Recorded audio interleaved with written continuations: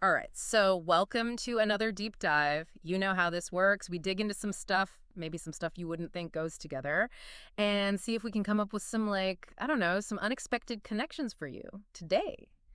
Well, today we've got an interesting combo. You could say that again. I mean, Yeah. we're looking at Tobias Smollett, Yeah. right? Humphry Clinker and all that. But then you've got, like, the law of one, Hmm. channeled wisdom, cosmic stuff. It's a lot. Exactly. Yeah. So, maybe you're sitting there thinking, what in the world? Like, how do those even go together? Yeah. One's a novel, Yeah. all letters and journeys, 18th century Britain. The other one, well, it's talking about consciousness, densities, pyramids. Our mission, if you choose to accept it, is to see if there's anything there. Any connections, maybe some fresh insights, just Mhm. by putting these two dot forms together. Smollett with his letters, and then Rye with that question and answer thing they've got going on. So where do we even start? Well, I think we got to get a feel for Humphry Clinker first, right? You mentioned letters. It's the whole book. That's how it's told. So we're getting this like intimate view of this family, the Brambles, and their whole crew as they're, trekking across Britain. Yeah, it's like we're right there in their heads almost, right? You've got Matthew Bramble, who, let me tell you, he's a bit of a complainer. Like every other letter to his doctor, poor Dr. Lewis, is about some ailment. Gout, aches, just, not feeling great, trying every remedy under the sun. Oh, yeah, those remedies. It really hits you, Yeah. the whole medicine situation back then. So different. Bramble talks about how his pills are as useful as, and I quote, a roasted apple to the paroxysm of toothache.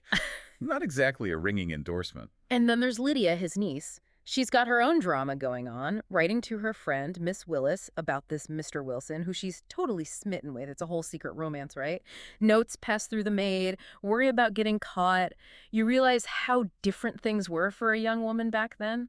Absolutely. Like just sending a letter was this risky thing. It makes you think about how controlled their lives were, the expectations, especially for women. And Bramble, he's not just complaining about his health. This guy's got opinions on everything. London, politics, you name it. Yeah. Writing to Sir Watkin Phillips, he's just laying into how luxurious everything's gotten. Corrupt, he says. Like, he's longing for this simpler time, right? Thinks all these new traders and professionals are just extravagant. Even politics, he's cynical about it all, talking about the grand pensionary and how fickle the public is when it comes to those in power. It's a really fascinating glimpse into the social and political landscape of the time, wouldn't you say? This feeling that things were better in the past, that morals are declining. It's a theme that keeps popping up throughout history, isn't it? I'm curious, what parts of his criticism kind of stick with you? I think it's how blunt he is. Like, he's not holding back. He sees this moral decline and he connects it directly to this obsession with wealth, with stuff. It makes you pause and consider, what does progress really mean? What are we sacrificing for it? And then to lighten things up, we've got Winifred Jenkins, Tabitha Bramble's maid. Oh, she's a gem. Writing to Mrs. Mary Jones, she's got this whole unique way of seeing things, misusing words, but in the funniest ways. And her take on Bath society is just priceless. Winifred is such a brilliant comic relief, isn't she? I mean, those malapropisms, they're so funny, but they also sometimes, without meaning to, they highlight the very things the other characters are trying to figure out. The silliness, the pretense, the whole social circus of it all. Oh, totally. And we can't forget about the incident in Gloucester, Lydia and her Mr. Wilson, Jerry, her brother, gets all hot-headed, almost ends up in a duel. It's a big reminder of how rigid society was back then. Class, honor, reputation, all of it on the line over a perceived slight. That whole scene is tense. You see how strong family ties were, but also how quickly things could escalate. It's like one wrong move and boom, you're in a duel. Oh, and there's this part where Bramble is just ripping into this doctor. The doctor's got these crazy ideas, Yeah. right? About health and sanitation. At one point, he even suggests ditch water might be good for you. You have to laugh, right? But it's also Smollett poking fun at some of the less than scientific medical theories floating around. And honestly, it makes you think about how we decide what's real information and what's just, nonsense. Even today, that's a struggle. Oh, for sure.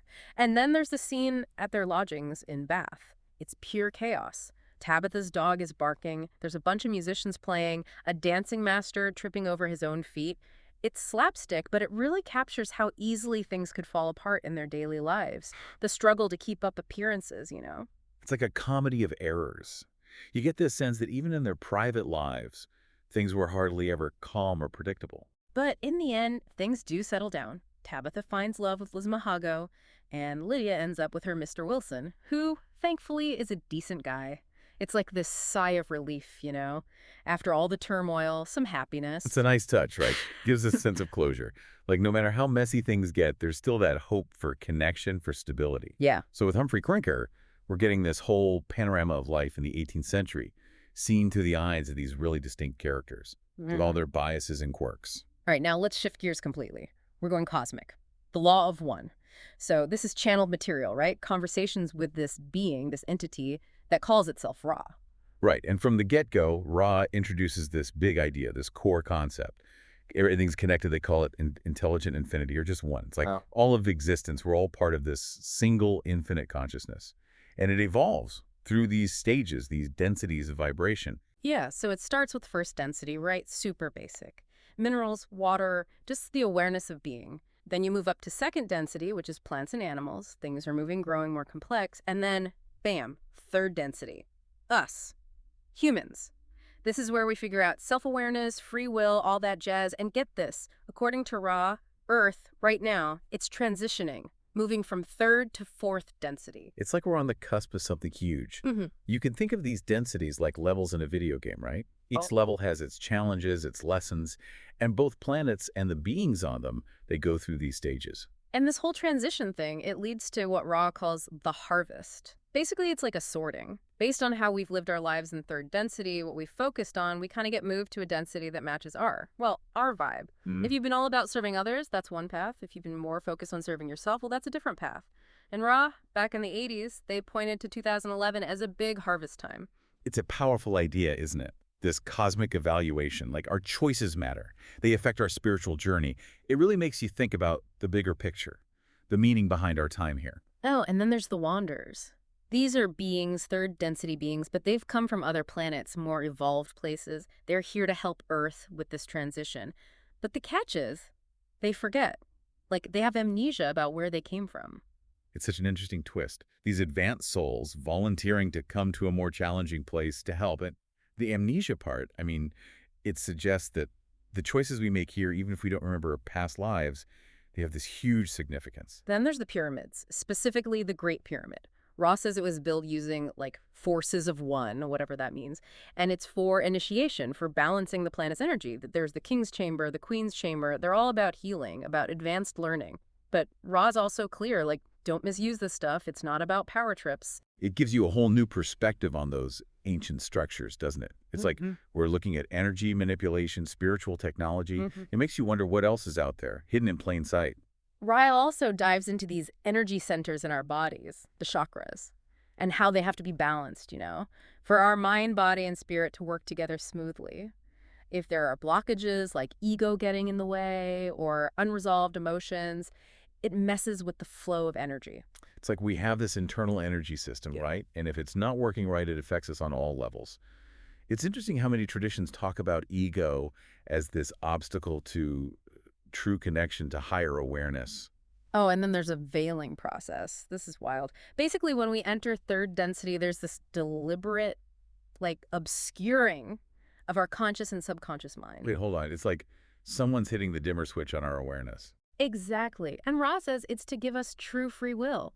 We can learn, make choices without being overwhelmed by knowing everything, you know? Like the whole unity thing. It's like putting on blinders in a way to make the game more challenging. That's deep.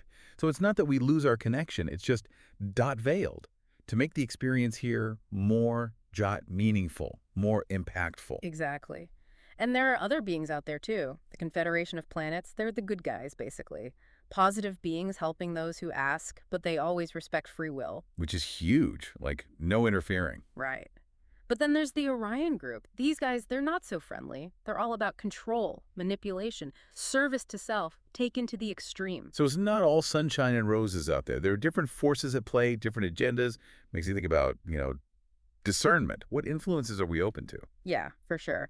And lastly, Ra talks about how each density has its own vibration, its own frequency. They even talk about colors being connected to this, but they say don't take it literally. It's more about the energy behind it. So there's this whole deeper reality beyond what we normally see and hear. And each density, it's like it's vibrating at a different speed, maybe even manifesting in ways we can kind of perceive, like colors. But it's more complex than that. So there you have it, the law of one. It's a whole universe of ideas, right? Consciousness, evolution, the nature of reality. It's a lot to take in. But here's the thing, right?